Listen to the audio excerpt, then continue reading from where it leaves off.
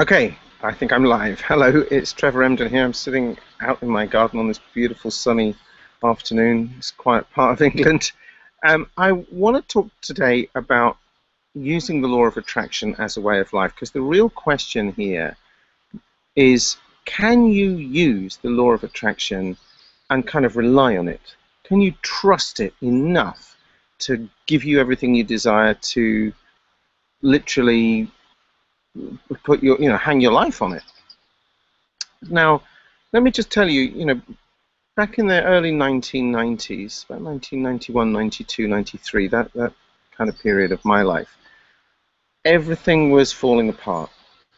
My Politically, in this country, I was working in the National Health Service, and Mrs. Thatcher was our Prime Minister. She was radically changing it, closing hospitals, changing the way it was managed and everything, and I was at management level.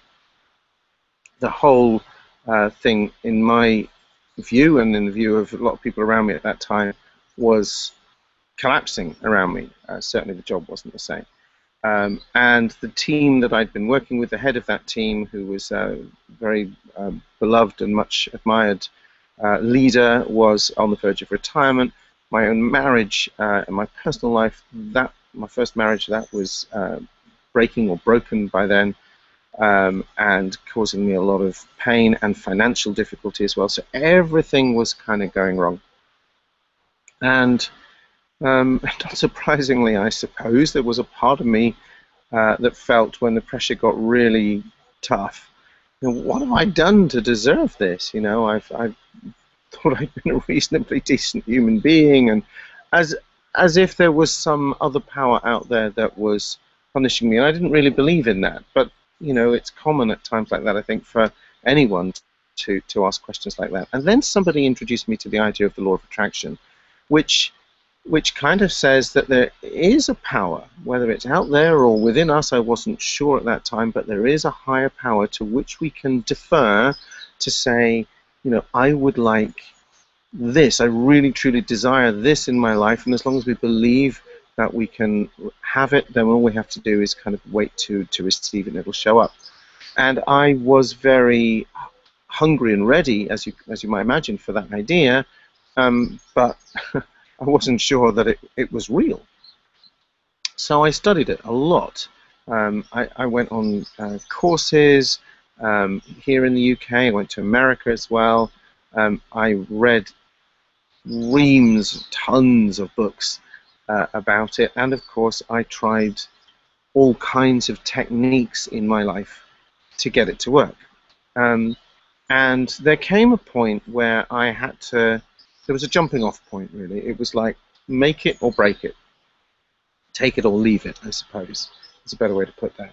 And I had this job, which I was sort of hanging on by a thread, really, because of what was going on, I told you. And I thought, well, look, there's nowhere else for me to go in my career. I'll end up behind a desk, and I didn't want to do that. And I can't stay where I am because it's closing and the team's breaking up. So I quit. I had just come across this law of attraction thing, and I just quit with nowhere to go, no visible means of income, and only a very vague idea that I would run personal development workshops. I had no idea where the audience would come from. I had no idea if they showed up at all, if they would pay or how much, and I certainly had no idea about how to market myself. I just relied on friends, word of mouth, what reputation I'd built in the local area at that time, whatever that was, for being a good teacher and workshop leader. And it kind of worked. It worked for a couple of years. I scraped through. It wasn't easy financially, but I scraped through. And all kinds of other things happened that I shouldn't have been able financially at all to keep the house that I was living in, because the mortgage was reliant on both my wife's income and mine, and she'd left and she wasn't paying for it, and there was no way on earth that I could see a way to pay for it. And yet first one and then a second person turned up absolutely out of the blue. The first one, completely unknown stranger to me, and that's an amazing story I don't have time to tell now, but incredible story about how this woman who was not even known to the friend I was with on the night we were out drinking, but was the girlfriend of a guy he hadn't seen for years, but he'd been to school with. And that guy walked into the pub we were drinking in on that night, and the girlfriend was working behind the bar. So we all got chatting, and it turned out she needed somewhere to live. And so she became my lodger. It was just unbelievable. If that guy hadn't called at my house that night, if we hadn't gone to that pub, if that old friend of his hadn't walked in, if it had been her night off, I mean, there are just so many variables in that story. So she paid rent, and that helped me to pay the mortgage. And then when she moved on, about a year later, I think it was, a friend of a friend told me about someone who was just, his marriage was breaking up, and he not only rented from me, but when I later moved, he actually stayed on, rented the house until I was able to sell it. So all kinds of things happened. Money turned up, people turned up, opportunities turned up.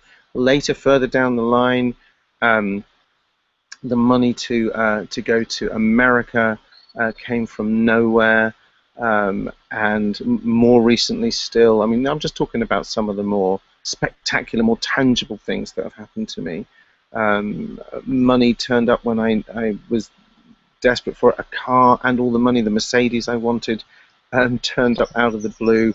And later, love. I actually decided that I wasn't going to be with anyone permanently for a while after my second marriage broke up, and I had 5 years on my own. And then in 2006, I thought, well, actually, I would like to meet somebody.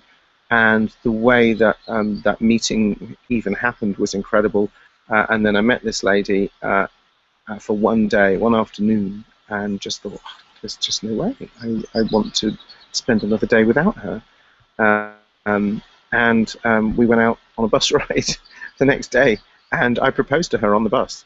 And she accepted, and that was 2006, and we're still together, very happily married. And so there's all these, stepping out, taking what most people would consider massive risks, and then paying off. Now, I do actually think that there's, I'm reluctant, I'm hesitant to say this, because it feels kind of like, if I say you can do this too, then that feels a bit risky, like I'm telling people to be irresponsible, is the word that's often been leveled at me. And when I left my job, certainly my father, who was alive then in 1992 or 3 when I left that job, that was a word that I don't think he quite said it, but he came close.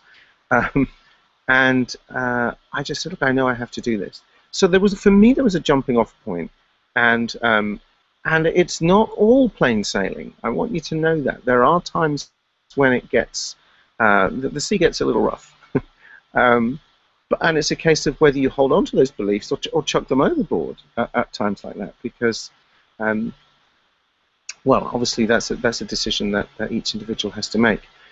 What I notice is that a lot of people seem to love the idea of the law of attraction. They read The Secret, or they've watched the DVD of The Secret. Maybe they know about Abraham Hicks, Esther Hicks, and Jerry Hicks when he was alive. And they've read Ask and It Is Given, and their other books, and so on.